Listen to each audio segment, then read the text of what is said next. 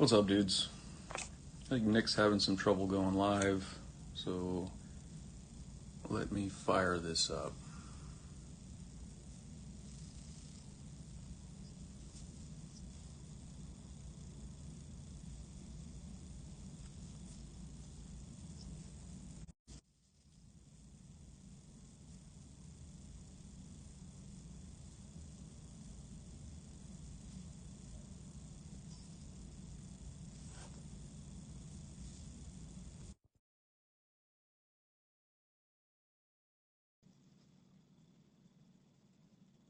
Matt, I said good to go.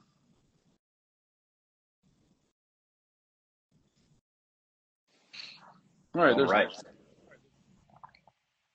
I don't know why I wouldn't let you do it, but this will work. I'm on the IG naughty list, I guess. I'll just add you in. I think Officer Cake's in here. I don't know how to grab him. Hey, Officer Cake, if you're in, shoot a, whatever you call it, a request, and I'll add you on. There we go. All right. See if we can do a mild let it go without a hitch. There we go.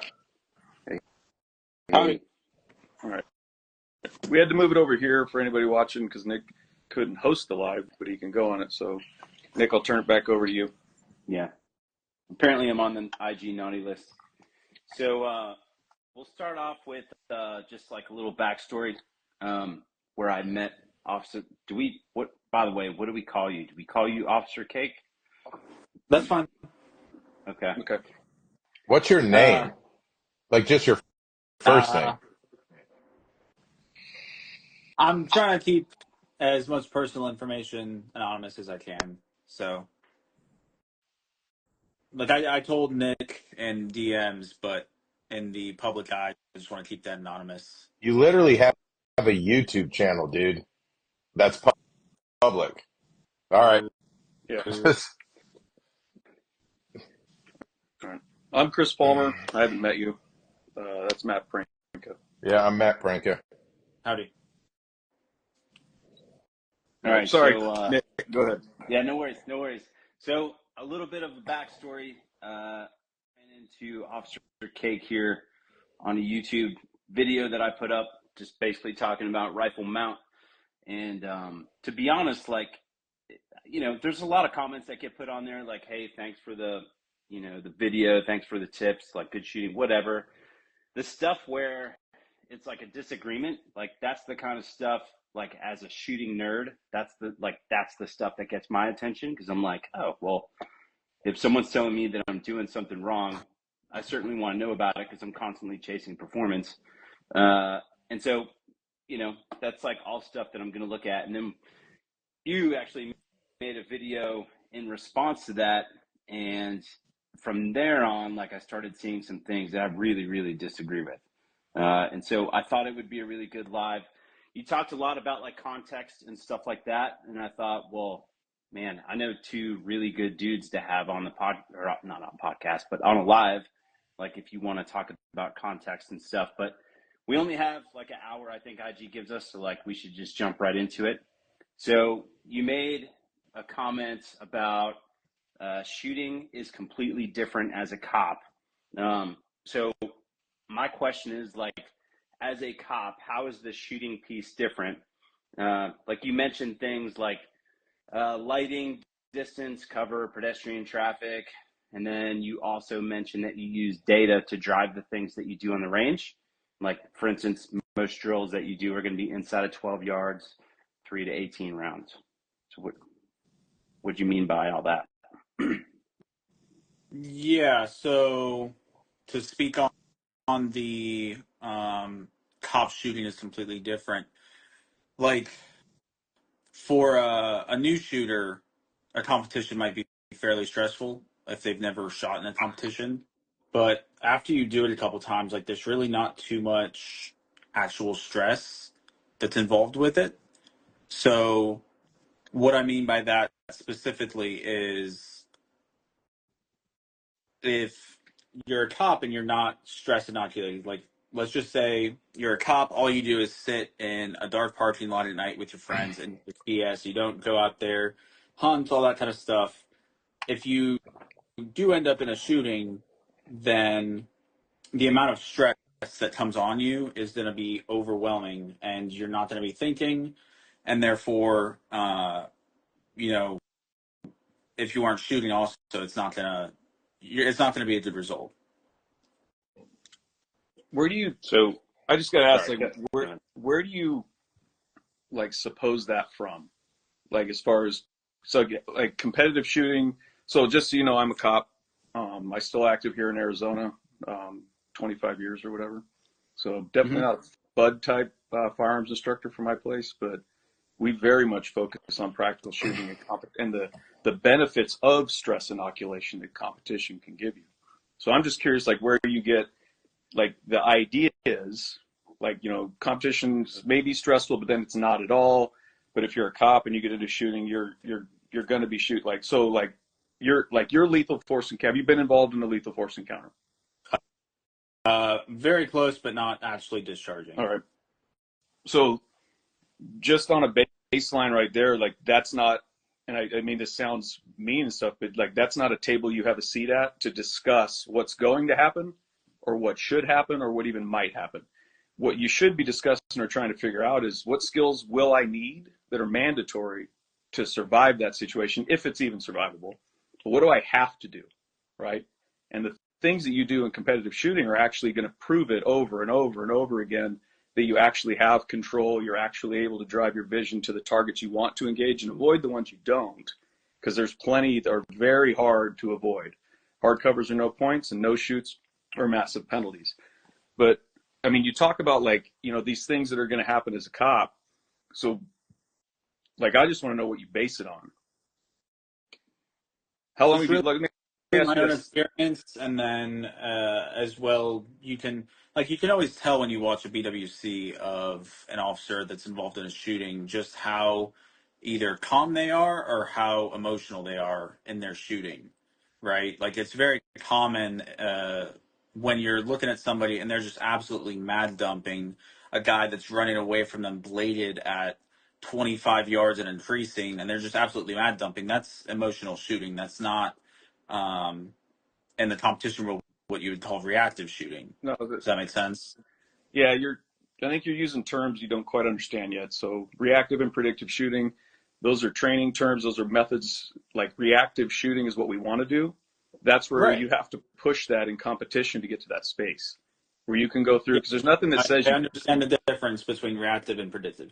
okay. So how long have you been a cop?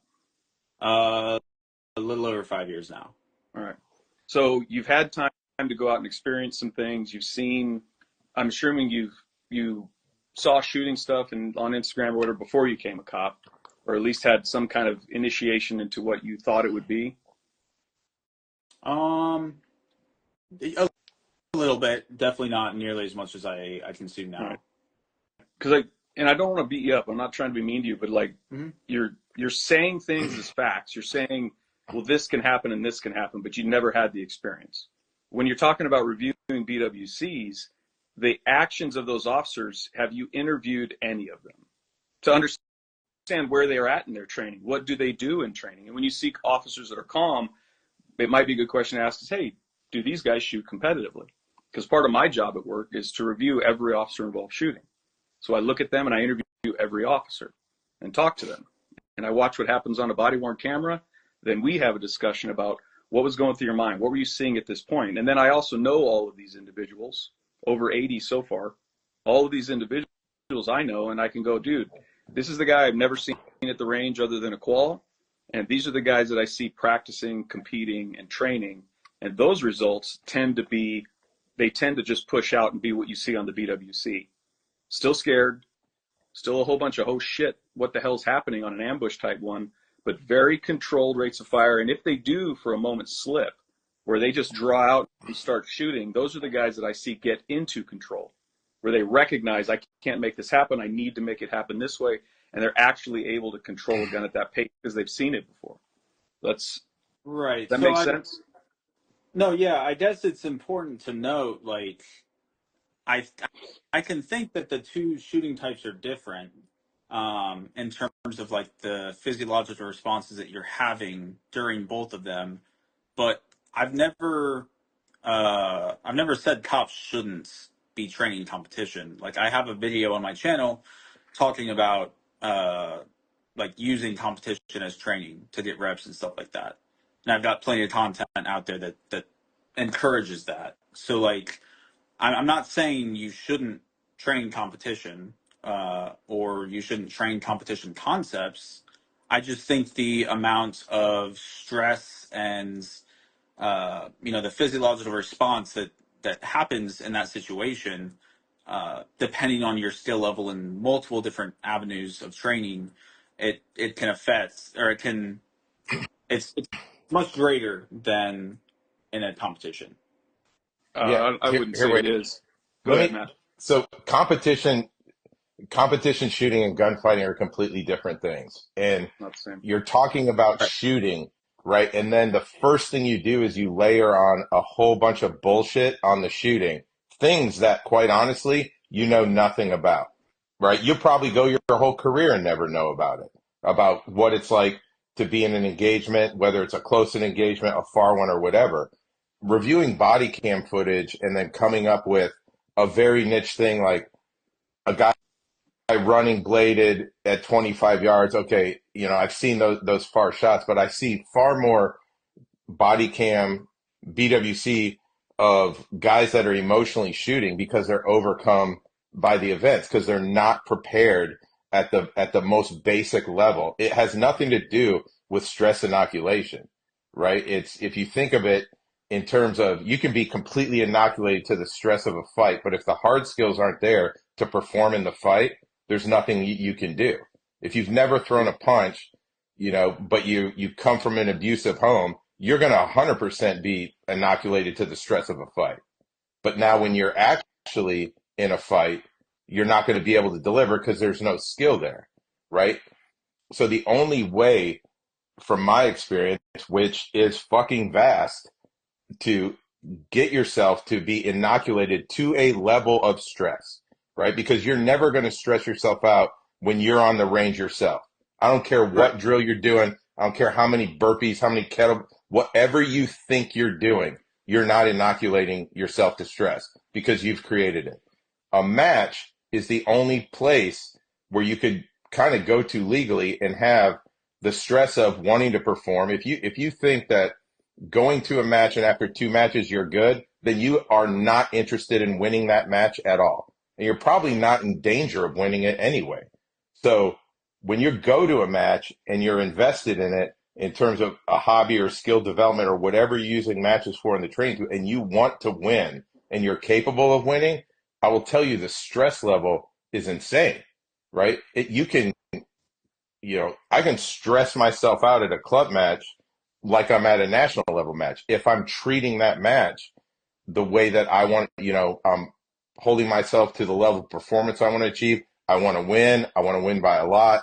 Those are all self-implied stressors that combined with people watching, it's going to be racked. You're going to be racked and stacked. You're going to be scored.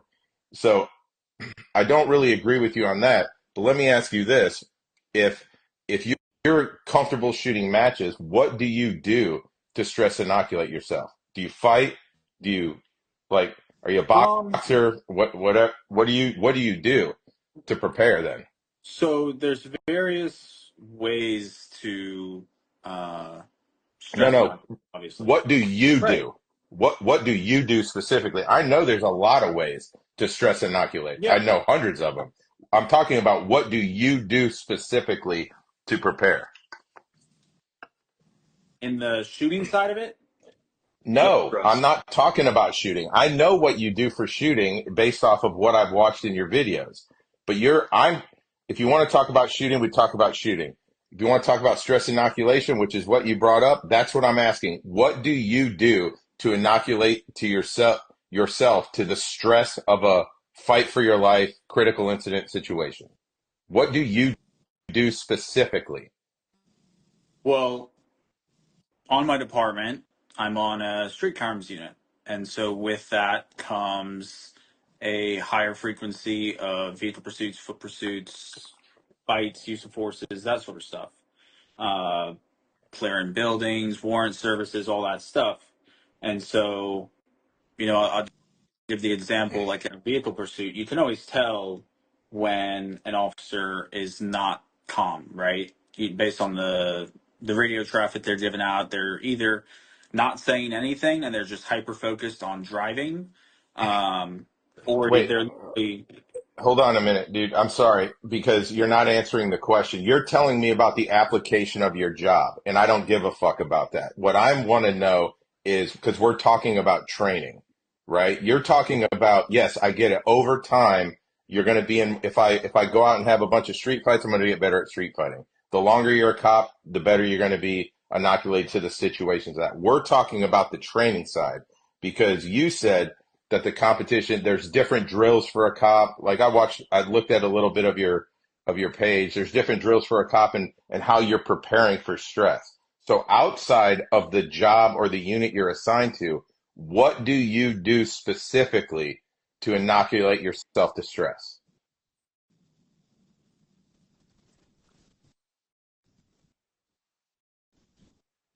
I mean, Okay, let me add aside something. from, huh? Let me add something for you to think about the question and why it's important to answer what you do outside of the job, right? I have done thousands of search warrants, right? Thousands. Entering houses with people with guns, all kinds of mayhem going on. It's not stressful, right? Not stressful. Waiting to make a breach, there's still a little bit of heart putter going there, like, I hope this works. I hope we do this well. But I have never been even remotely as stressed at work because it is calming and you just know what you're doing until it goes sideways, which it hasn't yet. So you haven't experienced stress at work. You've experienced what you think it is. At a match, I just shot an accurized match this last weekend, and it's like, hey, you ready to go? Yep. And then the heart starts going. You're like, because I got to show off in front of my friends, and I know there's going to be a permanent record of what I did on practice score and how it's going to be posted. Like that lives on the internet forever. You can look me up on practice score, see every match I've ever shot, see how I placed, see where I fell on my face, and did all that.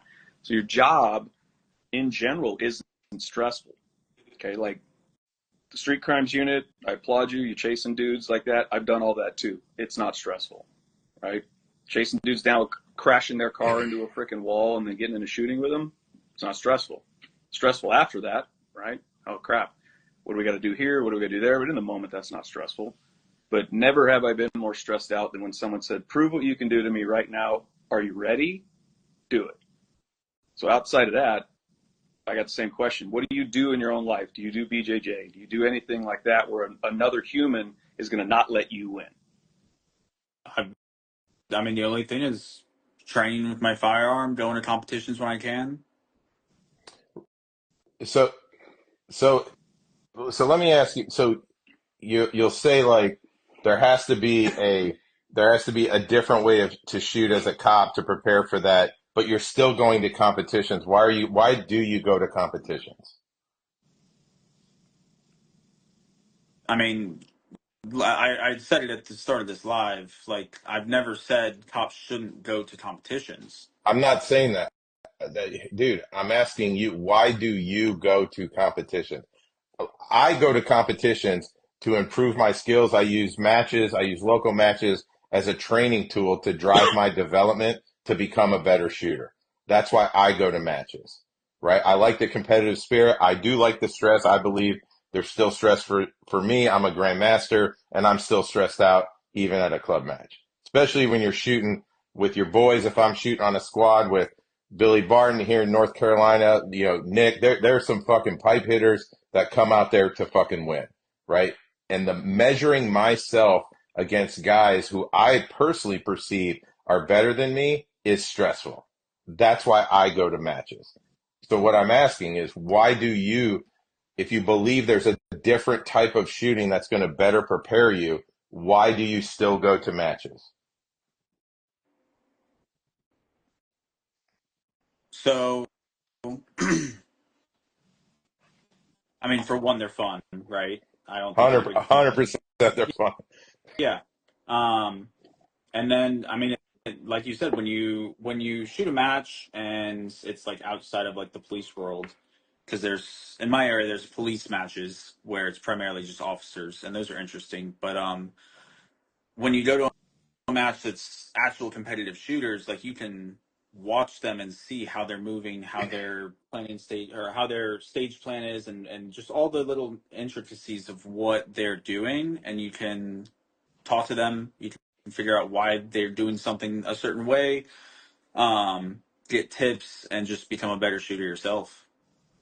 Right. And I agree with all that. I think like here where I live in North Carolina, right, you go to a match, at any match you're gonna have Delta Force operators, you're gonna have Green Berets, probably gonna have some Rangers, some 82nd Airborne guys, you're gonna have a handful of cops, right? And so you see a good cross section of guys that are competing and trying to get better. And I think most of them are doing it because there's no other way. You know, from the competitive world, we talk about like on-demand performance, right? Yeah. Coupled with on-demand performance is, you know, there's part of that is from the instruction side. When you're teaching, that's a whole nother level of stress. When you got 36 fucking judgy ass eyes watching you about to demo something and they want to see it, you know, perfect and clean, that's a level of stress. The next level would be on-demand performance is the match pressure, which you cannot simulate anywhere else. Like I challenge that. Like you just can't. You know, I can't run far enough, do whatever physical thing on the range where it's going to degrade my shooting the way it is if I got, you know, Chris and Nick standing behind me talking shit while I'm making ready. Like, hey, don't fuck up. Don't forget the popper. Like, you just guaranteed I'm going to blow by that popper, right? It's that Mhm. pressure and the camaraderie that's associated with that pressure. It's so I think I think this is the problem with like the internet, to be honest with you, because you say a lot of things from a position of authority or a perceived position of authority, but you don't understand what you're saying or really honestly what you're talking about. And I don't mean that like everybody's been there. Everybody's like been at that point, right? But now in this space, right? And you as a cop, like I only train law enforcement and military, right? Primarily. I've done a couple civilian courses, but primarily my clients are intact teams in the military and in law enforcement. So I take it really seriously. So it's very important to me that the absolute right information is being out there, is being put out there. And you come from you are a cop, and a cop newer than you or a new guy might look at it and be like, "Oh yeah, that makes sense. I got to have these special drills or cop shootings different." And I'm here to tell you, like, dude, I'll put my pedigree, my resume against anybody. Like, shooting is shooting. The only thing that changes is the context in which it happens. There is no difference from a mechanical standpoint between shooting a cardboard IPSC target or shooting a human being. Mechanically, it's the same thing, right? And even when I ask you, and I think you probably agree with that, you know, that shooting in a gunfight is different. But when I ask you very pointed questions about what you're doing in this or that, it's just nothing. It's just blank stares. And that's where I think, like, when we have these conversations, to be honest with you, like, there's an entry fee to even have the fucking conversation, dude. And like, what's happening right now is you're looking at an empty wallet. Like, you can't even get in the door to the place where you talk about gunfights, where you, let alone being in a gunfight or have enough experience, right? I don't even believe you could even talk about how to properly train DT for stress inoculation. Like, and I don't know how old you are. I assume you're older than me, but I also assume you didn't grow up fighting.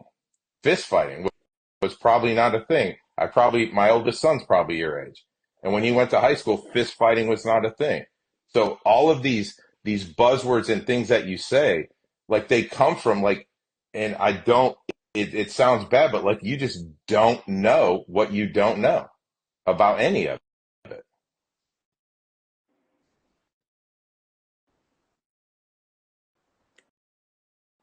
What do you got, Chris? No, I saw some of the comments in here, like people, they're all anonymous profiles saying, "Oh, I wanted to learn something, but they're just in here beating this guy up," and it's not. It's like a grown ass man conversation, right? When I'm very, I care very much about what LE does, the way they're perceived, and I can't fix that. Guys all over the place say, "Hey, police training sucks," and I go, "Well, they're not talking about where I work because the police training's pretty good." We got dudes, and if the individual gives a shit, it is literally on them. We can show them everything that they need to know, but then it's up to the individual to do it. Those that don't want help, Matt and I have talked about this, I'm done. Like, if you don't want to get better, I can't help you. But when they go to the internet and they look up stuff, it's so accessible. There's so many things to see that I see it even at work where there's this false sense of understanding just from looking at stuff on the internet without actually going out and being honest with what they're doing, like in that training. If they go out and push it, "Oh, I can't go any faster than that because I'll miss." Well, you're not getting any better. I did watch one of your videos where you said, "Hey, we're trying to hit a 2-inch circle. Now, if it goes outside of that, that's okay." And that's a good level of understanding that it is okay, right? If we're going to go shooting, we need to go so fast we start missing the damn target. And then we have to figure out how that happened and mitigate it, but don't lose the speed, right? That at least is my goal. I want to do something as fast as I can until I can't do it. Then I need to just figure out how to do it at that speed because now I'm figuring out how fast I can move. I would just caution you against talking about physiological reactions if you don't understand them in depth. Like, if you don't really have a grasp of how you're going to apply that to someone, speaking to them about it is just planting crazy seeds in their head, all right? They are like me trying to tell somebody what's going to happen in a gunfight is impossible because in my own instances, none of them are the same. Of all the officers that I've interviewed at work, specifically for ours, which is over 80 now, none of them are the same. But there's always one similar cue, and that's the shooting part. It either is good or it is not, right? Their ability to put rounds precisely where they want them either is present or they're spraying and praying all over the place without the ability to realize that that's not going to solve the problem because they've never pushed themselves to that limit to find out where they need to just lift off the gas a bit or do they need to hit the brakes. You know what I mean? Mm-hmm. So you're like, I saw some of the drills you were putting together, and in my mind, I'm like, all right, that could be a drill. But my question is, well, what are you doing? Like, what are you actually learning from that drill, and why does it need to be so complicated? What do you learn by moving like forward and then at an angle? We're like, well, in a gunfight, I might move this way. Yeah, you might also take a knee. You might also turn around and run back the other way to a position of cover. There's too many variables of movement that can happen, but the thing that doesn't change is the ability to shoot. Can you put the rounds where they need to go, given the way you're moving, the direction you're moving, the speed you're moving? And if you can't, maybe that's another cue, something you might talk to some people about not shooting. Like, if you've explored it and you know you're moving at a pace, because this is just the way I've viewed this. If I have to slow down to like a barely walk, if I'm moving sideways to hit a target, I'm just moving slow and now I'm easier to hit on a stationary guy. And we all shoot better, for the most part, stationary. So if you've got someone recognizing that if they're moving at speed, maybe the option is to keep moving at speed to a position that they can actually fight from, given their capability. But if they don't have that, if you've never shown it to them, like just shoved it down their throat and made them do it, they're never going to know. Like our recruits, we make them do it in front of each other. We're like, whoever wins is the best. Whoever loses sucks. Here we go. Beep. And then we let them run a course of fire. We fall down. I've fallen down in demos. People eat shit. And that's good, I think, for their experience. I don't know, man. I think too, there was me and Nick had a conversation, and it was just me trying to educate myself about the conversations you guys had.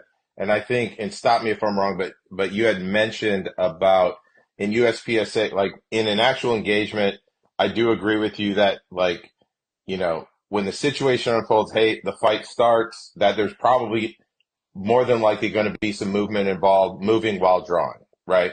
I think that's like a generally accepted, thing. Yeah. And then, but to caveat that, you said that like, but in USPSA, you're not moving and drawing. And I would say if I go, all matches are different, right? I know the classifiers, a lot of them are stand and shoot. Some of the newer ones, you know, you're moving in positions. But the matches that me and Nick shoot in this area, you know, typically I would say if you have an 8-stage club match, probably on 5 of the stages, you're drawing and moving at the same time. You know, would At you least. would you would you think that maybe there the way that you conceptualize like what's happening in USPSA, because sometimes it's too personal. If it's your job and you view it one way, that you're not able to see the parallels of what could be happening at the matches at a USPSA match or an outlaw match, or maybe is that specific to the matches in the area where you live? Um, I think I've shot. Trying to think of the matches I've shot. I think in like one of them there was a couple stages that involved on the beep. You would like take a step forward into the shooting box while you're drawing to present your Yeah. pistol and engage, but nothing where it was a lot of movement. 'Cause- Now, could you see if you use a match as a training tool, right? Now, I get this is where maybe your stage plan isn't going to be the best, but there's elements that you want to get out of the match, right? Now, I can either stand outside the shooting box and I can draw to the close target and engage targets in this section, then move to a second position, but you could also plan to be like, hey, I want this to be as applicable to my job or my perception of what I need to do, the skills I need to develop. So instead of shooting this close position first, I'm running to that position. And I'm going to work on I'm going to make sure that every stage I'm drawing and moving, right? yeah, I get And that's how I view matches, right? When you look at it, like if you use matches correctly, right? This is for the tactical shooters, the operational, the guys that carry guns for a living, which I'm one of them. You can use the match as a tool, right? It's like free. It's free training. Someone else is going to set it up, right? You're going to have a lot of support to paste it, and you're going to get one run and one look, right? You're going to get the best look at how you were on that day at that time. And someone's going to give you all the metrics you want when you learn how to start, you know, dissect those metrics from practice score. And I think that when you look at matches that way, they become way more valuable to the operational, like the tactical guys, patrol officers, you know, law enforcement guys that carry guns for a living. They start to become way more valuable than just a sport or a hobby that people do. And I would even challenge that you could still do very well and win like that. What do you think, Nick? Yeah, for sure. It, I agree stage 100%. plans, like my stage stage plans, plan. one piece, right? Execution of your plan is the real test. Right. And I think when you start to look at matches maybe a little bit differently than how you have, that you might get more benefit out and then see, at least I saw for myself, like how it can drive my training and drive like it will show what you are good at and what you are not good at. Right. I mean, that's basically what I use matches for. Like, like you said, it's a good cold test. You get one shot at it. You get to see where you're at that day, and like that for me is what drives the training. Um, but yeah, I've got another question here. I found it interesting, like watching one of your videos where you were talking about basically tracking the dot. Um, Mhm. and I think you even referenced my video where I was talking about like, hey, don't watch where the dot lifts to. Like you could be aware of it, but don't watch where it lifts to. You need to be more aware of like where it comes back down to. Like watching where the dot comes back down to is going to tell you, you know, about what, like way more about how is the gun returning and how is your mount, like Mhm. facilitating a very predictable gun. And to me, like watching the dot is actually like a really bad thing, right? To me, like bullets go where you look, for better or for worse.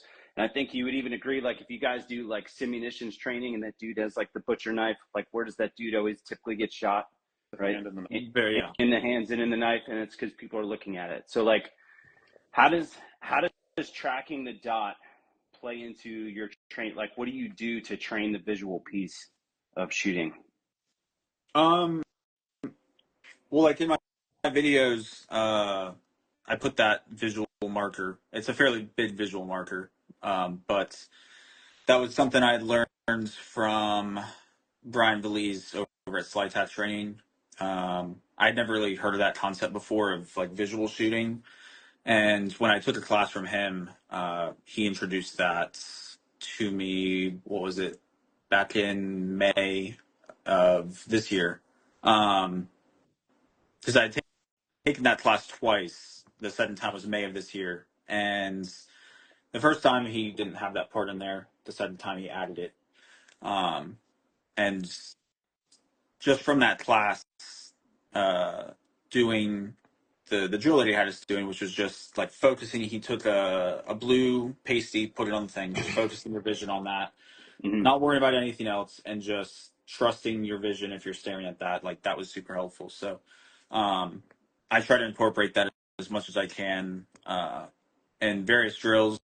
That's why I put it on my targets and the videos that I do. And then, But yeah. you said tracking the dot is super important. Like you would never not Here, want to track the dot. Like what did you mean? wait, Nick, let me jump in. I'm sorry to interrupt you. Let me jump into this because this is the stuff I love, right? So I think things are getting lost in translation, right? We talk about like when we're shooting, and guys are beating me up or whatever in the comments about you want to learn something. So we talk focus versus awareness, right? Everybody understands target focus. I want to look at a very specific spot where the bullets go, right? Right. That's where my focus is, right? The awareness is where the dot is in relation to that. So I would agree with Nick. Like I can be focused on the point of the target, but I'm still aware of what my dot's doing, and I could explain that as tracking the dot. I could also explain tracking the dot, right? If I'm shooting movers, right? That's a different vernacular. If I'm shooting movers, I can either track or trap the target, right? In terms of I look at the target and I track it and keep the gun moving, or I trap it where I put the dot in a fixed position and I'm watching the target come to it. And when the two things line up, I shoot. So I think it's important, like the words that we use to explain it, right? Because I know what Nick is saying, right? Is like, and stop me if I'm wrong, Nick, but you're like, don't focus on the dot, Yeah, for right? When you're sure. tracking the dot, it's really awareness of where the dot is in relation to your point of aim. One of the biggest cues that we talk about in training is if at any point you lose awareness of where that dot is in relation to the target, it's just behind brown. Like that's a cue, a mental cue to pay. You're staring at the dot because you just register brown's behind it, right? And there's all there that it gets super nuanced, with that. So I saw the video you made, where it was kind of like a tit for tat with VLOC training. I like that name better than VLOCs, honestly. That was I'm my probably gonna post. bad. That was not intentional at all. I promise you. I don't care. It It's doesn't all it good. doesn't matter. Sometimes I call him Nate. It's not a big deal. But I think this is where it becomes, you're putting out videos for educational stuff like and I think there's value to like kind of standardize the language a little bit. Would you agree with that? Like because Nick could say tracking or people perceive that different ways, right? And you hear it more times than not when we talk about grip, right? So many guys are like, this hand does nothing and this one has to crush it. Well, different people will conceptualize that differently, Mhm. right? To where I think as if you want to be responsible for training people or for putting information out, it's not just enough to like take classes and practice your drills or things like that. It's developing the understanding of like what you're actually saying. And I think maybe that's the disconnect because when I watch your videos, when I watch the ones like about the connection to the rifle and stuff, like I kind of vehemently disagree with almost everything that you're saying, right? And it's hard for me to even keep an open mind with it when you're telling me things that I have already proven to myself to be categorically false. So, So So that, go ahead, Cake. yeah, no, so I think there is that dissonance, like you said. Like when I'm saying track, and I was actually just thinking about this the other day. Like I was thinking of going back in that video and deleting that section of it, because I didn't really do a good job explaining the full context of it. What I don't mean is literally watching the dot the whole way after recoil. Like that's obviously you aren't target focused at that point. So I think like the way you explained it is more of what I was meaning of being aware of where it's going, because you can get valuable knowledge of what you might be doing wrong if you're aware of how the dot is tracking. So like with pistol, if it's tracking with pistol, it should be tracking straight up, right? Um, so if it's tracking up and to the left or up and to the right, you can gain valuable uh, information on what you might be doing wrong in your grip or when you're jerking the trigger or something like that, right? So that's all I really meant by it, was being aware, and as just a bad use of words by me. I think, Nick, do you care where your dot goes, or do you care that it goes the same place every time? Dude, I really don't care where it lifts to. I'll be honest, 100% don't give a shit. Like what I care about is where it comes back down to.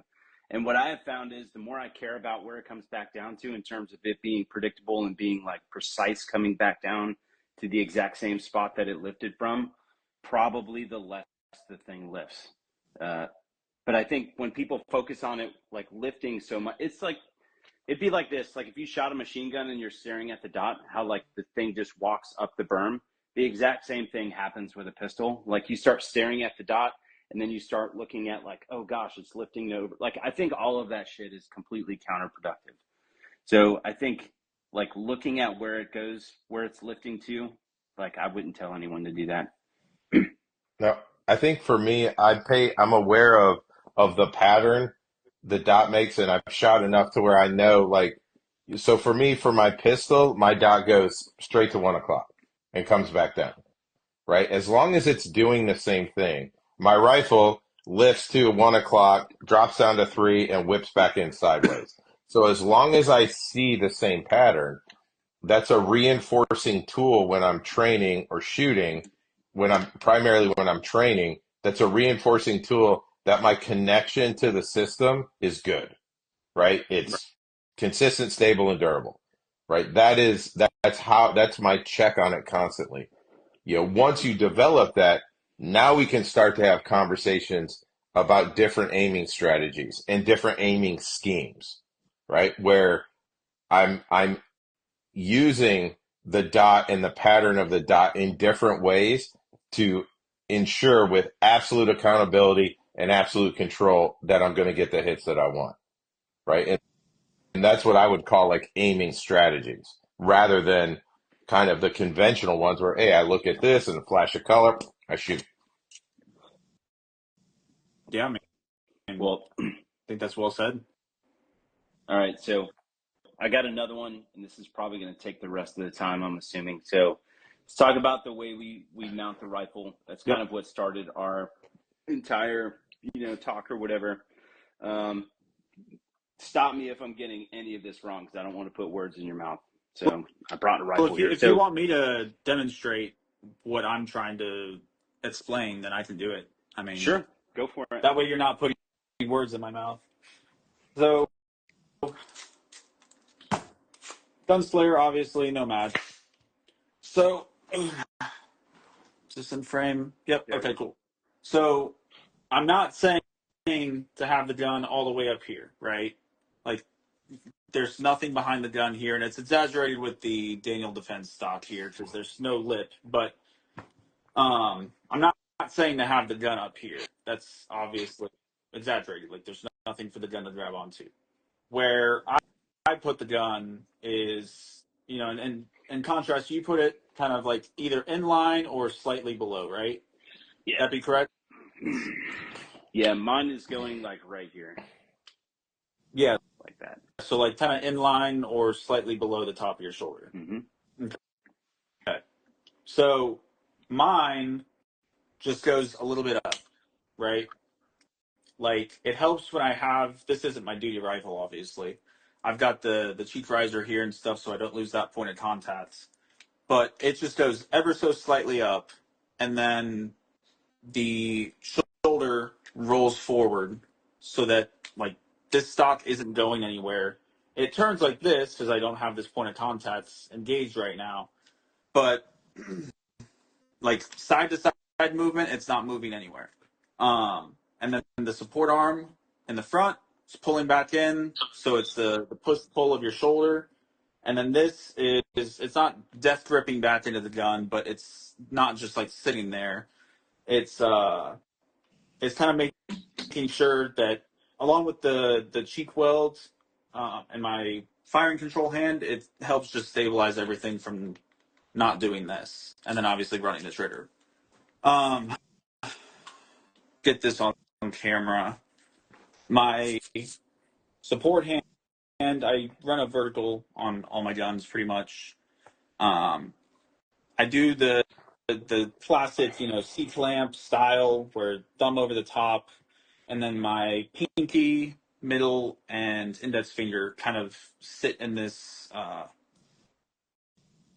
whatever 90-degree angle, and that's where I'm getting my leverage to pull back, and then my thumb applies downward pressure into the top of the rail. And then also, if I have my weapon or my rifle light switch there, then I can activate that. I actually just recently switched back over to clicky tail cap because the stupid Unity buttons always break. But Well, the placement of the stock is different from what you told me earlier. You told me that you break the stock up into thirds and you put the lower part of the stock yeah, so on the top of your that's where collarbone. that is. That's I'm feeling where that is. That's about the lower third of the stock. That's actually in contact right there. So what are you doing to vet this technique? Like what are some principles that you're looking to in regards to your training? Like when you go out and shoot and you're like, hey, is this actually working? What are some things that you actually look to figure out if it's working or not? I mean, simply just how fast and accurate can I shoot at varying distances? So, like, obviously, very close, within 10 yards, you're going to be able to just absolutely rip it, right? Um, the only way that would change is if you're literally giving nothing into the gun and the gun is just bouncing all over the place when you're shooting it. But then, it's just how fast I run it, uh, uh, how fast and accurate can I run it at what distance. So like if I'm at 10 yards and the gun's bouncing everywhere, I mean, sort of like what you're talking about, the dot's not returning, it's just going completely off target, or when the gun sets, it's going below the target. Like if that's happening, obviously that's not good. And I don't have that issue at all. It just kind of bounces up a So little bit, what bounces down. what would be so how fast and accurate you can run it? Like what's your normal rifle drill? Like do you shoot doubles with rifle? Are you shooting like a Bills drill? Like what's your favorite one? Um, yeah, I mean, I've shot doubles, I've shot bills, I shoot Mozambique drills. Okay, Um, let's say 40 yard doubles. What in your when you conceptualize how fast you can run it and how accurate you can be, like 40-yard doubles, what are the splits versus what are your percentage of alphas? I, I can't tell you. I That haven't not too th- far. Dude. th- this is where we get into, right? It's like this is the admission, right? This is the price of admission for the conversation. If we want to talk about training, right? You said I gauge it based off how fast and accurate I can shoot it, Mhm. right? So I'm saying from this yard line, this drill, and what I hear is there is absolutely no gauge in terms of what performance is. What's good, what's bad, whatever. Like it.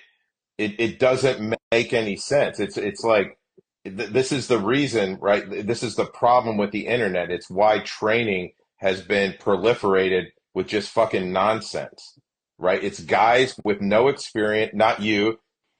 I'm talking collectively against the training world. Guys with no experience and good marketing strategy talking out of their fucking ass. Like that's what's Yeah, I've happening. seen tons of it myself. Yeah, but I just so what would be when you say how fast I can run it and how accurate I can be? What is the metric, the measurable thing that you're doing?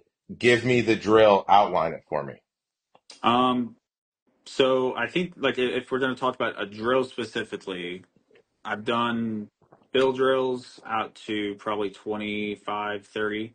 Um, So we're not even speaking the same language, man. That's the problem, right? It's like we're not you even. asked me what drill. Yeah, I know, and it is, and so I think that you're a rifle shooter that shoots rifle at pistol distances. If you've done Again, bills out to 25 and 30, right? That is internet 101, right? That's LE tactical rifle shooting at pistol distances, right? Right? Where we just said like if I'm shooting inside of 20 yards, I don't have to do anything correct with the rifle. I can fuck all kinds of things up and get very good hits, right? And that's where the training world is at, right? That's where rolling your shoulder, the stock up, your put your riser fucking 5 inches high, right? What doesn't make sense to me is if you put a high riser on it and you have to put a cheek weld on it, that's like a fucking oxymoron for your head being up. Do you not understand if you take the cheek weld off and you lower it, the distance of the cheek weld, your head can stay in the same position and you could connect to the rifle the exact same way. I mean, it's the difference of being here and here, right? You get more surface area if you have a visor. Well, you mentioned in your one video that you put that stuff on because you're wearing kit, and when you wear kit, you have to, like, I think you said it's inevitable that you're not going to get like a full connection like this. Like the So, gun is going to be high, and so you talked about like having a higher optic. yes. So for me and the way my vest is set up and all that stuff, when I have my carrier on, like the only way to get my stock back up a little bit, get my stock like actually low would be to bring it out like too far to where it's then rolling on the like the outside of my shoulder. And to me that just doesn't seem like an effective way to shoot when it's all the way out to the side, especially when you take into account the like as a cop, I'm not necessarily worried about um let me say it this way.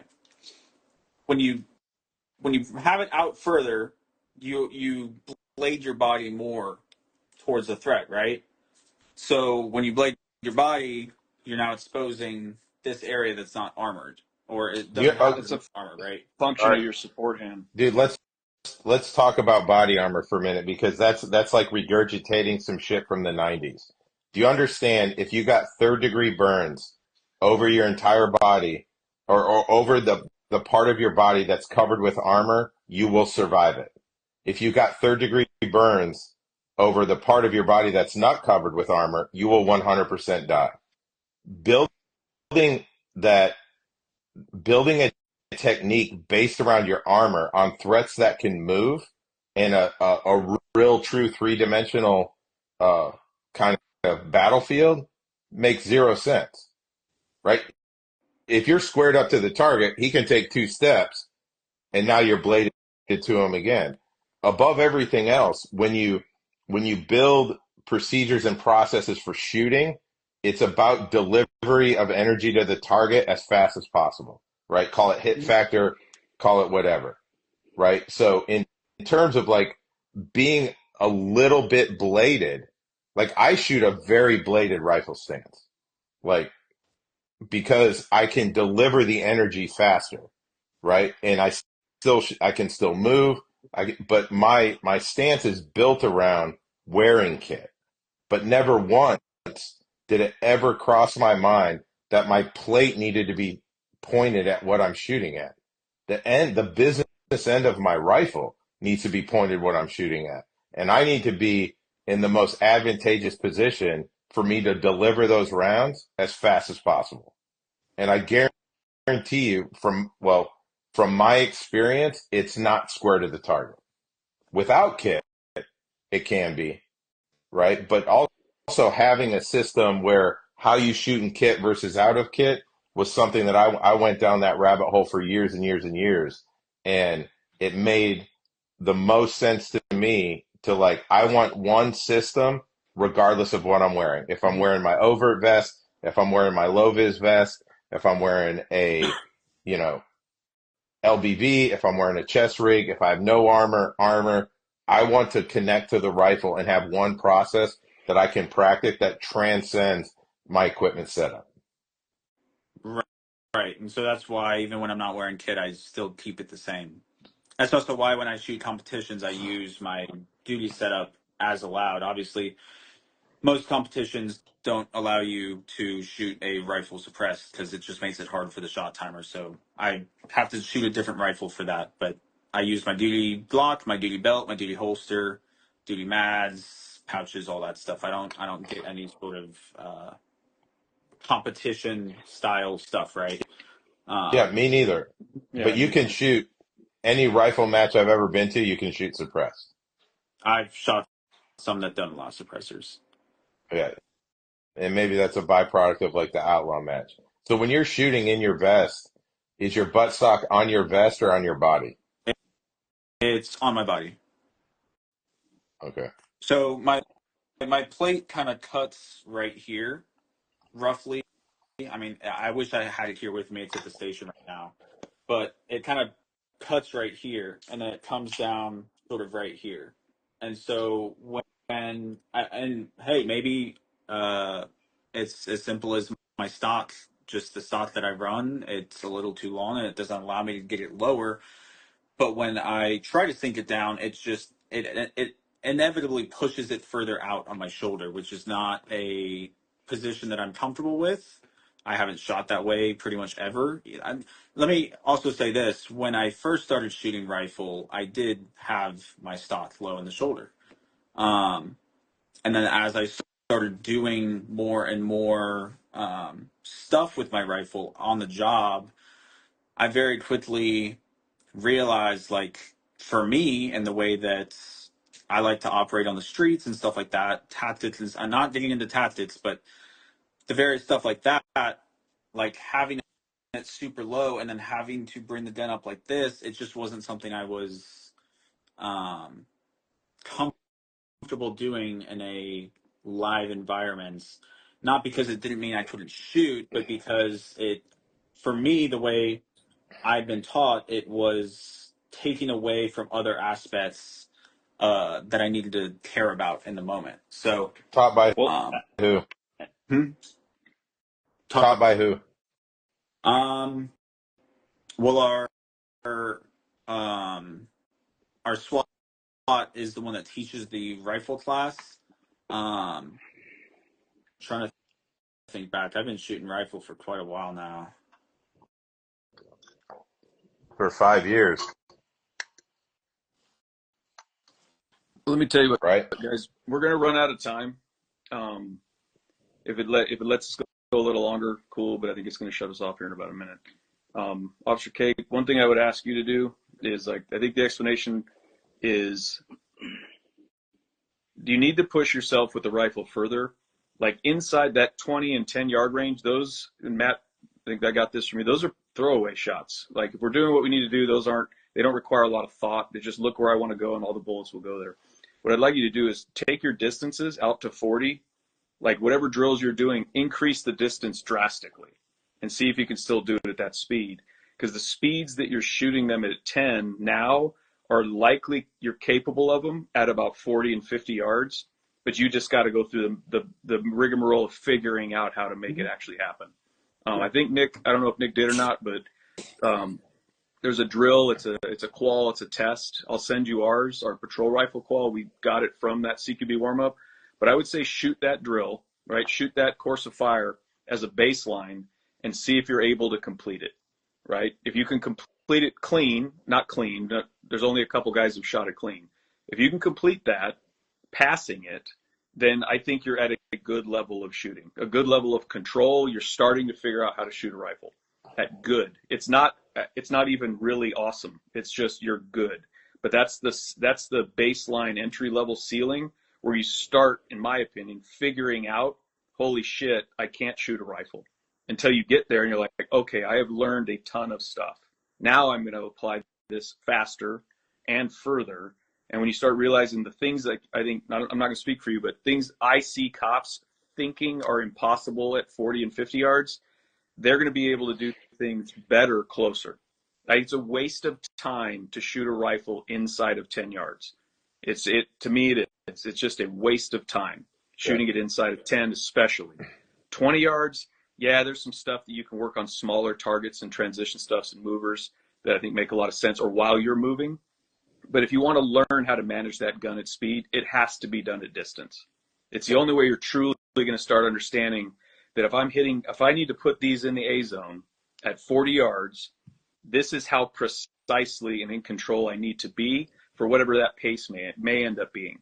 And I'm not a big fan of say shoot faster. I'm never going to tell anybody to say slow down. That's a waste of fucking time. But that's when you're going to start learning to see, am I capable of this? And what does it look like?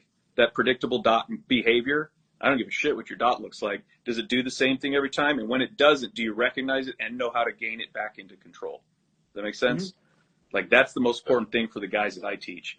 Is it is it a mess? Great. Is it the same mess? Let it run, dude. If it starts doing something different, how do you fix that stuff? Or stop shooting, right? Not quit shooting. Stop shooting in that moment. Yeah, no. I'll tell you before we cut off here, like, I'll offer it to you. I'm not going to call you Cake. Eventually, I'm going to find out your name. It's not a big deal. But any class I teach law enforcement or whatever, and I will tell you, like, any class that I'm doing, hit me up. Like, I've got stuff all around here. It's all private, but you're law enforcement. I will give you a slot to any class that I do. Yeah, I appreciate that. Right. Same here. Just in terms of, like, go ahead, Nick. I'll be in Houston in October. One spot is all yours. Yeah, I think you're doing it with Brian, right? No. Oh, that one's in California. Oh, okay. Somebody had DM'd me and said that you were doing a class with Brian at BTO. No.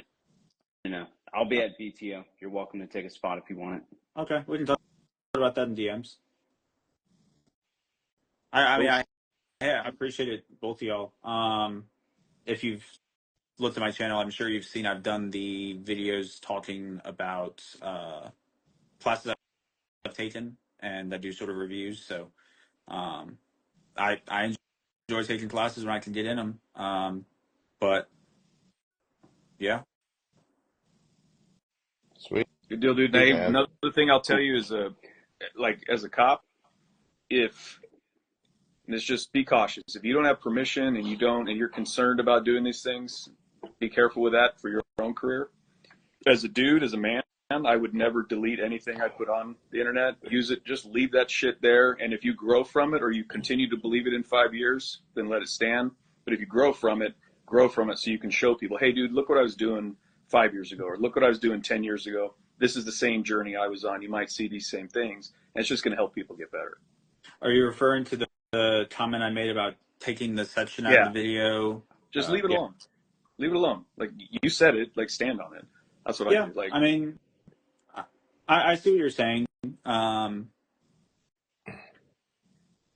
can get either I'll take it out, or I'll do a follow-up video to sort of refine some points and just clarify specifically what I meant and give more demonstration, because I really didn't do much shooting in that video, talking about rifle recoil management. So I've been thinking about that for the past couple of days. Like, I probably need to do a follow-up video. Don't worry, it's not going to be counter to your counter Hey, video. dude, you can Yeah. counter it all you want. It doesn't matter to No, I me. mean, It's, I'm not, I'm it's not, Like I'm not trying to be on the internet and be that guy that's out there trolling everybody and saying that you don't know what you're talking about because you're just a competition shooter. You're not a law enforcement. Like that's not what I'm trying to do. Um, I just actually genuinely disagree with the idea that you can't have the gun slightly higher and still shoot proficiently. I think there's plenty of content out there showing people doing exactly that. I haven't put anything that proves that yet, but I like I said, I plan on making another video I about that. The I the best. Go ahead, Nick. I also have trained long enough to know that I have done things probably 2 years ago that I don't do now because I've figured out that that shit doesn't go towards the principles that I'm looking to. And so, you know, you changing your So mind isn't a bad thing. I actually think it's a really Mhm. good thing because that means that you're learning different stuff. I think No, yeah.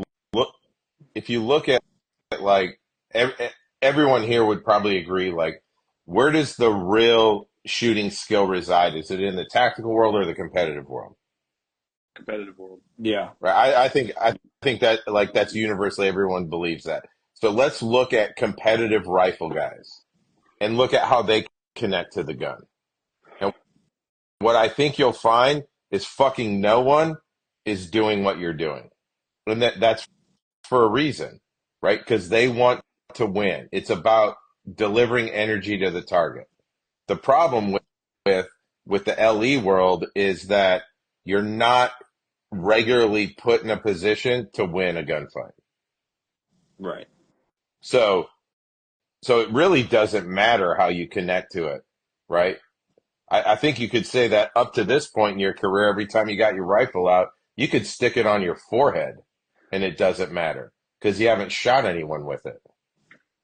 Well, like you also made a comment where you said like, "Hey, I know that sinking the stock down controls the rifle better, but I'll give Mhm. up a little bit of time to have." I forgot the exact words you used, but Mhm. you said I'll give up a couple tenths to have a little bit more comfortable stock placement. Like I'm not, I've never been law enforcement, never been military, but like my gut reaction to that was like, man, if we each had blue guns, who would win? I'd be interested to find that out too, honestly. I would Uh, love to go against a guy who is like, yep, I'll just give away the seconds to you. I'll just so give it up. the biggest part about having the gun higher for me is is two things: maintaining the situational awareness of keeping my head in a straight upright position. And yes, I'm aware the method you teach, you shred it up, you can still keep your head more upright. But being here for a long time is not uh, natural or comfortable. Um, Well, and so but Yeah, here, that's a you know what else? You know what else isn't this? I That's what can you do do. this for much longer than I can do this. No, what Nick's talking about is you shrug one, you bring one shoulder up, and this is where the issue comes with like, dude, I want to, I'll fly to Texas to come shoot with you and show me that you can do it, right? The internet is bullshit, right? I can make a fucking video of something that's unattainable, right? I Mhm. could edit it. I could run it over and over and over. Like that's fake shit. Show me what you can do, right? And I guarantee you though, like I'll email you CQB warm up, shoot CQB warm up. I guarantee you, you're not going to pass it. You're not even going to come close to it. And it's not aggressive shooting, right? But you have to do fundamentals in a way, like the foundational skills, you have to do them, at that near perfect level to be successful with it. And that's one of the things I think gets missed, right? I honestly believe that like your training and ideas and concepts about shoot it primarily come from social media and YouTube, right? And maybe a couple classes that you've taken, right? Because you go to classes that are more entertainment than they are training. That's just my opinion. That's Matt Pranka's opinion. And I'll stand on that forever and ever and ever, right? I can tell the way your gun's set up, right? The way your gun is set up is not because you've arrived to that's the best way to set a rifle up. It's because you watch the internet and that's how a couple dudes told you how they do it. And it's emulation. There's no experience there. There's no personal discovery, right? You're not going through the process yourself. You're picking things from people that you value their opinion and or you're idolizing their past or whatever, and now you're emulating what they do and you're doing your best to make it work for you. That's my take on like what I'm seeing. I don't necessarily agree with that just because my gun setup has changed multiple times and it's not been based off of, oh, I saw this one guy talked about Unity Riser on the internet, therefore I have to get it. It's all been based on my own experience actually holding whatever it is and using whatever it is on somebody else's gun and being like, oh yeah, I like that. I like how that feels. I like the ergonomics, whatever it might be. That's Yeah. how I ended up with the Unity Riser. I'd seen all sorts of stuff out there, um, and I I'm was not always talking about why do you put goon tape on the end of your gun? so. And who taught you how to do that? You didn't arrive at goon tape. Are you a Where hockey did player? I hear about that? I can't remember where I heard about goon tape specifically, but to answer your question, the goon tape is to make it black. Underneath the goon tape, I have camo form, which is there as a to help reduce the heat when I'm shooting long strings of fire on the range. With the suppressor, especially, that rail gets really hot really fast, and so after about 150 to 200 rounds, which is about, it's like the start of the day. If I'm just doing rifle on the range, it gets so hot that I would have to sit there and just either work on pistol, move on, or just wait for the rifle to cool down. So that's what it's there for, so I can just have the heat mitigation and And the not be. goon tape mitigates heat. No, the camo form. The goon tape is to make it black because our rifles have to be black at work. And the camo form mitigates heat. The camo form's peg wrap, right, Nick? I don't even know what that is. Yeah, It's I'm peg not. wrap. I'm Yeah, not. it's self. None of it mitigates heat.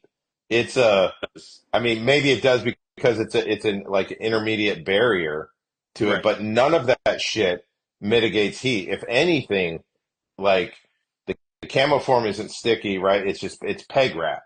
It wraps on the gun or whatever, and use it to build up grips. Like we use it for a number of different reasons. But in terms of heat mitigation, I'm calling fucking big time bullshit on that one, right? And this Well, is a dude like I shoot a lot of fucking rifle, man. I'll shoot 40,000 rounds of rifle this year. Like so, if that worked, everyone would have it on their guns.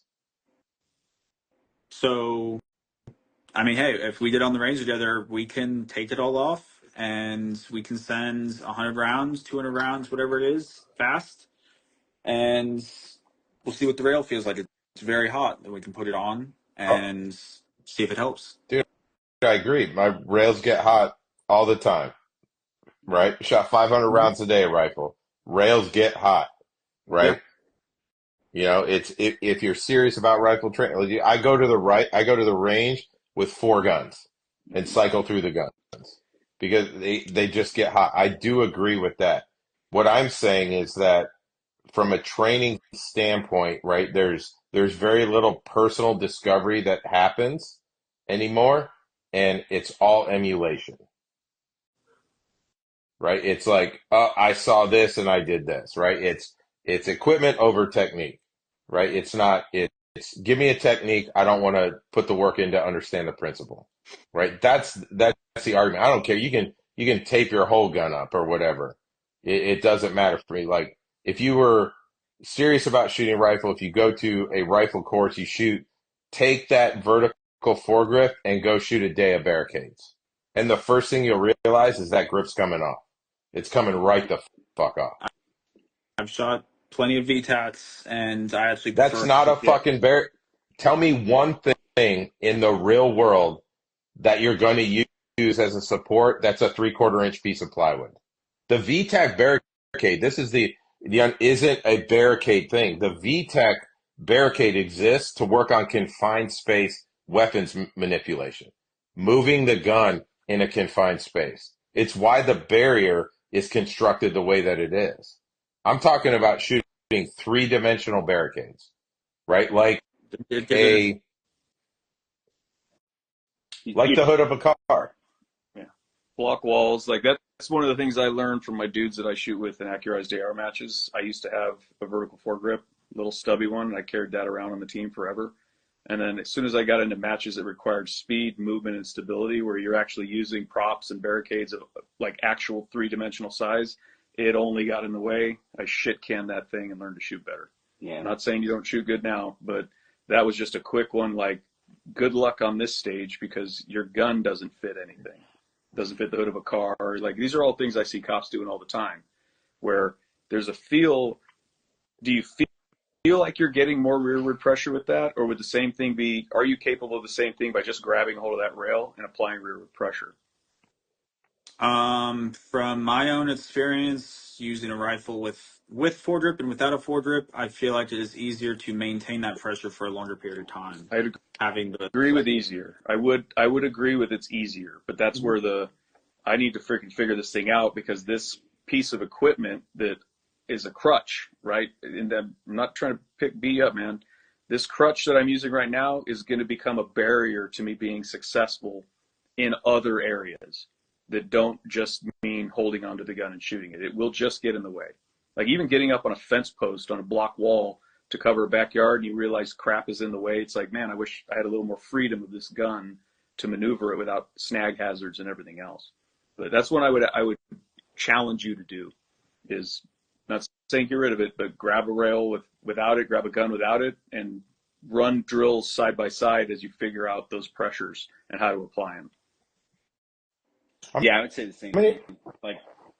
Like when I shot PRS, I had a little barrier stop on the bottom of my rail because I thought like, yep, I could jam that in the barricades. And the second that I had to like lay the rail over top of a barrel or a car hood, like that thing went away really quickly. The same exact thing was like shooting 3-gun. Like anytime you need to put a rail on top of something, that vertical foregrip's just going to get in the way. How many rounds you shoot through your rifle a year, do you think? so I've only really become like consistent at going in the range probably in the last year to year and a half. So but even then that beginning part of it wasn't consistent as to what y'all would consider consistent. Um, so right now, like this year alone, I'm probably,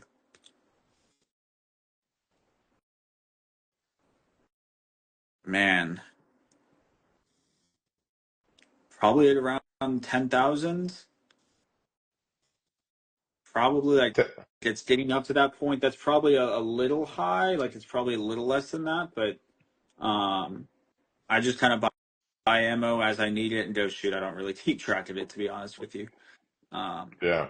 I know I bought, what was it? It's either 500 or 600 rounds of rifle ammo less than a month ago, and I'm already almost out of it. So, um, So but that math doesn't check out. If 500 or 600 rounds a month ago and you're at 10,000 rounds and we're 8 months into the year, right? You should be 1,200 rounds a month. again, like I said, I don't really keep track of my ammo. Uh, I just get ammo as I need it, and I go out there when I can. Which recently, since I've gotten membership at the ranch, Texas, it's been every weekend. So Hey, does your department give you ammo? Do no. they? Dude, try to work on that. Talk to the people, find out what the like, learn what your cost centers and GL accounts are, learn how to actually fund things and go forward with a way. Maybe you could be the one to bring it to them and say, hey, look, cops need to practice more. Let's make it accessible to them. Let's do this. Here's how we're going to pay for it. Here's what we're going to do. I think we can get everybody this many rounds per month or this many rounds per week. It's going to cost this much, but these are the results we expect to get out of it. I'm fortunate. You work with me, you get all the ammo you want. Oh, that's awesome. That's how it should be. That's great. What state? You said Arizona? Mm-hmm. Yeah, that's awesome. Yeah, no, my department, so they provide us with like basic stuff. We have to buy our guns, attachments, all that stuff. We have to buy, in the academy, we have to buy uniforms. And then if you want any better gear than the just standard blower stuff that they give to everybody, that's all out of pocket. So I Like, actually, there's huge benefit because you actually give a shit because you are spending money on ammo. You are spending money on classes and you are going out and training. So that to me says you're serious about it and you want to get good. Mhm. So that's what I would tell you is like, get, like, explore. Like when they send you that CQB warm up drill, I think it's going to be the best assessment you've ever shot. You're like, can I accomplish this? And when you can't, or you can, you're going to know that you're either on the right path or what things you need to work on. It's going to quickly expose them. Even when you read it the first time, you're going to be like, this is not even fucking possible. Or you'll be like, yeah, I've got that down. And I think a lot of people do. I got that down. And then they go run it and they realize, shit. And it's just like the benefits of competition where the argument is, well, you get to walk through the stage, you get to plan it, you get to look at all these things. That's correct. Can you do it when you know exactly what you're supposed to do and when it's going to happen? Generally, the answer is no. So how in the hell, and this isn't to you, this is every cop out there, how in the hell do you expect to be able to do it when you don't know it's going to happen? That just means you can't do it. Like, you know it's going to happen and you can't do it. So that means you cannot do it. So expecting to survive it beyond luck is just fucking ridiculous. Like, yeah. I wish more cops would get that through their head. That's what, yeah, in general. When people say that about like the competitive shooting, they act like I can at least talk to the mill side. Like, we don't exhaustively plan everything. Yeah. You know what I mean? It's like, it doesn't matter what the layout is. I've hit, tens of thousands of times I've ran through different buildings trying to it doesn't matter what the I think it's actually a detriment if you know too much, right, Chris? And I think you probably feel the same way, where that was like the theme in the 90s, like, hey, what's the door? What's the makeup? What's that? It's like, fuck that, man. Like, there's bad guys in there. We're going to land here, go to there, smash the bad guys, right? And that's where actual training and like procedural things take in. But from the competitive world, like, dude, I do believe too, like, a lot of guys, and stop me if I'm wrong. I know for me, I'll walk through a stage, right? Identify all the targets, do a walkthrough. Like, I don't get back in line like 10 times.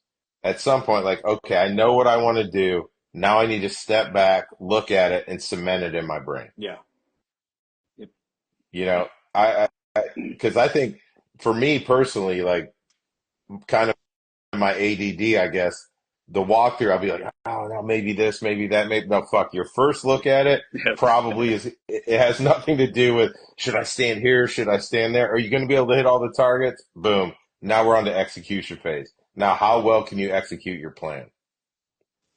Yeah. I get the same way at matches. Like, I go through, and I'm still developing my stage planning skills, but I'll go through, I'll put something together on how I'll do it, and then I just kind of step back and I'm like, all right, like, can we just start?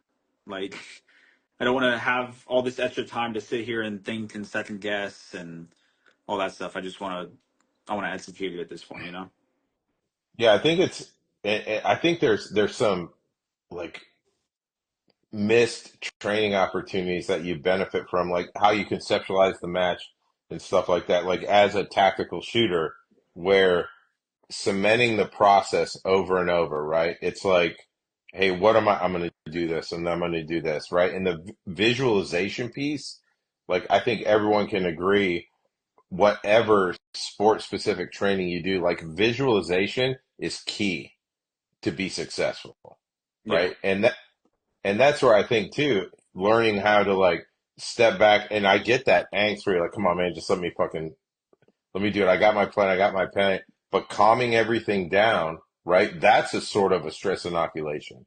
Calming everything down, visualizing it, right? Over and over and over, and then being really calm. To me, I think that stuff is going to aid in the execution phase of it, like tremendously. Yeah, Yeah. dude, me cementing the stage plan in my head is calming to me. Like that's one thing I try to do. Like, and when I say cement it, like it needs to be subconscious to the point to where, like for instance, I could draw you stages that I shot at nationals back in June, just from memory. Like I still remember them. Like I remember where all the targets were. I remember what type of targets they were, where the steel, like all of that stuff. I'll tell you what, Officer Cake, you got anything, dude? I got to eat dinner. I don't know what the rest of you clowns are doing. And But it's 10:30 here. Yet? yeah, it's only 7:30 here. Not fair. If you got anything you want to close out with, let us know. Or Matt, when you guys want to go, I'm going to wrap this thing up. Yeah, Yeah. Go ahead, Nick. I appreciate you coming on, man. Yeah. You know, a lot of people would just want to basically say their thing and never have any sort of conversation on that. So, like you coming on here and basically being open to have a conversation, and you know, like that deserves a good amount of respect out of me. So, Yeah, I think that's something that the internet lacks a lot is you just have a lot of people that type away, keyboard warriors, and they don't want to actually have a conversation and back up what they're saying or, even talk face to face with the person. So all you keyboard warriors in the comments dropping all your trolling comments. I don't give a fuck. Like honestly. Um, but what I'll say in closing is, and if this is mistaken, then please correct me. But the way it felt the whole time, like the way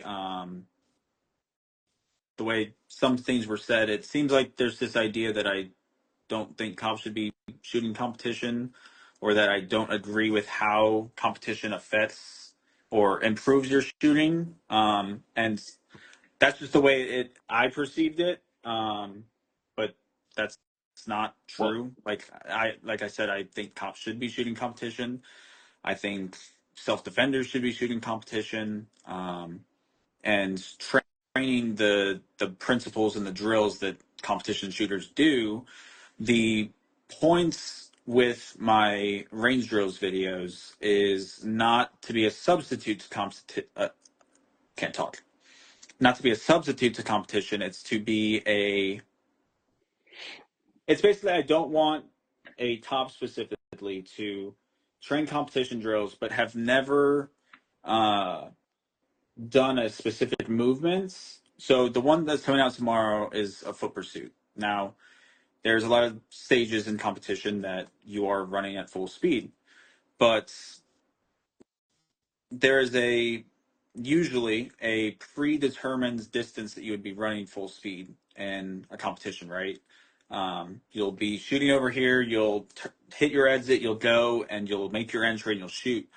But in a law enforcement context, you don't necessarily ever know when your entry is going to be in like a foot pursuit. And we see a lot of shootings happen in foot pursuits, right? Um, so the point of the drill that I'm putting for tomorrow is run full speed at your target, have a friend's call threat, so you don't know when it's time to go, and then immediately stop your momentum, make your entry, and start engaging your target while moving to cover. So it's not it's not a counter to competition shooting. It's just something I think that people can do additionally once or twice at the range, not every single time, but get a baseline understanding of, okay, when I'm running full speed at this target my friend calls threat and I go to engage, was I shotgunned all over the target because I wasn't used to stopping my momentum that quickly on a dime when I wasn't expecting it? Or, just figure out what they might have been doing wrong and then they can work on that specific part of it isolated, if that makes sense. I, I don't think that I ever thought that like you didn't want cops to go to competition. Mm-hmm. What I thought was there was just a lack of understanding in regards to the shooting piece. It's like when you said stuff like, "Oh, guys that train competition, they're just training to go fast all the time," and I'm like, "Sure, like I'm going to shoot everything as fast as I possibly can," but there's a lack of understanding of like what that actually means, right? For instance, like there's confirmation levels that play into that, like the visual piece plays into that, like what the pace in which I shoot a 25-yard partial is going to be very different from the pace in which I would shoot a 5-yard open target. Mm-hmm. So I don't think that you disagree with competition. I think you just have a lack of understanding in regards to the shooting piece, as well as a hard time separating shooting from what you do at work. Like shooting is one thing, what you do at work is another thing. Like there's probably several different things that you do at work, driving, like whatever. Mm-hmm. Like I think you should be able to isolate those separate tasks and be good at each of those. This way you could put it together. Like all of those things that you would want to get good at, like do that to where it's subconscious, and that way you don't have to think about it. Yeah. That's the way I try to think about the shooting piece. Yeah. Wait, for the drill you're going to release, the foot pursuit one, and your buddy calls threat, what's the start distance where you start the foot pursuit? I mean, it depends on how much room you have, but in my case, I think we started.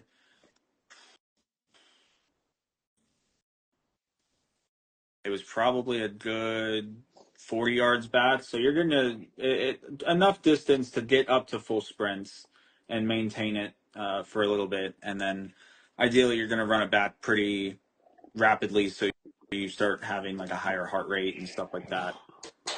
But you can do it as far as you want. If you want to run 100 yards, 150 yards before, and then just as you start getting closer to the target, it's up to your buddy, really. So he could he could say thread at 25 yards. Yeah. Matt, what's yours? Because we've all run it. You take off, you sprint 100 yards, stop 10 yards from the target, 10 rounds in the A zone, and what's the time limit? 20 seconds. So you start at 110-yard line, run to the 10-yard line, deliver 10 rounds in the A zone under 20 seconds. Right? Because I think what you think you're trying to do with variability, you're not doing it. You're also not like 40-yard foot pursuit. I don't think is a thing unless all your friends are there. I would think foot pursuits are longer than 40 yards. Very, very dynamic.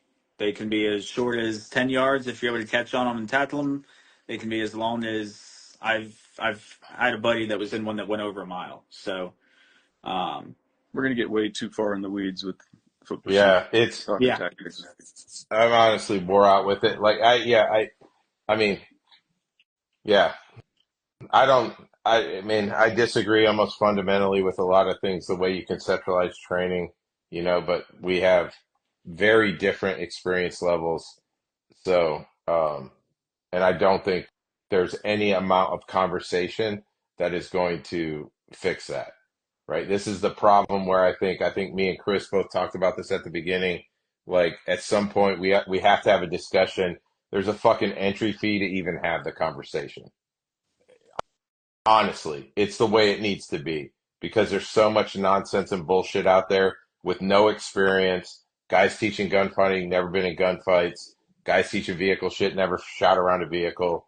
Like it's turned into fucking law enforcement fantasy camp, right? And it's exhaustive, right? It's like, and it's really of no. The only person that benefits from this live, honestly, is you. I It's not me. asked to be on it. I was asked to be on it, so Hey, No, look, no, but what I'm saying is like there's literally no benefit for me to like to have the discussion with you, right? I could have the discussion with my 13-year-old and get and arrive at he's not I'm not going to convince you otherwise because we're our commitment levels are different, our interests are different, what we're doing is completely different. And that's where I think a lot of times with now like picking through the internet, like I hate this. I used to be like, hey, I welcome the conversations. I want to have the conversations, but honestly, there's got to be some sort of entry fee to be able to sit at the table, right? Whatever the conversation is about, right? It's the reason I don't have complex discussions about math with people because I don't know fucking shit about it. And that's what's happening here. We're all trying to talk about training and trying to be polite, but at the end of the day, like from the training standpoint, like you don't know what you don't know, right? And it's only going to be time, commitment, and experience extended out over a timeline until you figure it out. Like, to be honest with you, it's an exhaustive conversation for me. I appreciate you coming on. Like, it shows a lot of balls, but it's like, it's worthless to talk about these things because I'm not going to change your mind at all because my mind is built off of 32-year career doing this shit day in and day out, and yours is built off of 5 years in the internet. Like we're speaking different languages, man. It's not the same. all right, I'm gonna close up, dudes. I do appreciate you coming on. Take an opportunity, Kate, to really start exploring what you got. I think Nick's gonna send you some drills. Just give them a run. The rest of you dudes who stuck out, cool. I'll tag all you guys in it so you can post it and be aware of any comments that are made on it, and we can discuss it. Whoever wants to. Thanks. All right, guys. I'll catch that you was a later. one.